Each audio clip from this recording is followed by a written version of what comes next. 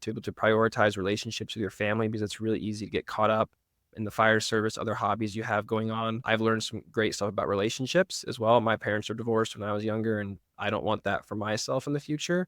So I appreciate some of these chiefs sharing some of their difficulties that they experience in relationships that I can learn from. And I think one of the amazing things about this is the chiefs you have on the podcast is a chief in Florida could listen to one in Washington, and it's just a one-sided conversation that you could put on your car. And a lot of these chiefs are at the top here where they have to branch out to find other people to empathize with, since you can't always do that within your department since you're at the top of the ladder then. So it's almost developing this connected network where public safety professionals can connect and learn from each other. And it's been a really great thing to see chiefs connecting who had never met before. So I just like to be able to connect people who are making a difference.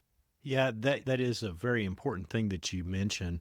That when we have a role of supervisory, a supervisory role or a leadership role in an organization, whether you're a company officer, chief officer, all the way to the chief, we all have a certain level that we can communicate with because you never want to talk bad about someone that's of your level to anyone below you because that's very destructive.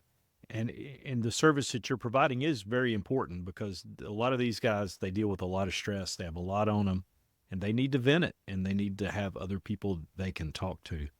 But you mentioned like the fact of marriage and how you've learned that they face challenges and things like that. Have you, in your experience, do you think that firefighters, first responders in general, tend to be very, or can be very self destructive when it comes to how they deal with, say, mental stress, how they deal with PTSD, how they just deal with the ugly stuff we see? Do you think they become self destructive when they deal with this sometimes? I think it's a possibility. So we've seen a lot of parallels between sports and first responders, as well as what happens with some of the horrific events that are seen on the job in different ways that people cope.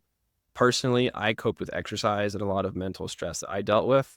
After graduating college, I put on 35 pounds of all muscle, right? It was just I wasn't eating a lot. I was working out a ton, and that's how I let my stress go. Certain firefighters like to go out on ATVs and they'll get in a crash. That's how we see injuries sometimes, is people just blowing off steam off duty.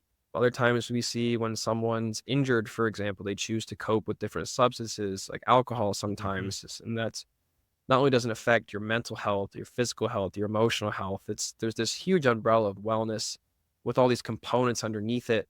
And you can always see if someone breaks their arm, but you can never tell what's going on in someone's mind all the time. We call it check up for the neck up, is how are you always checking on your buddies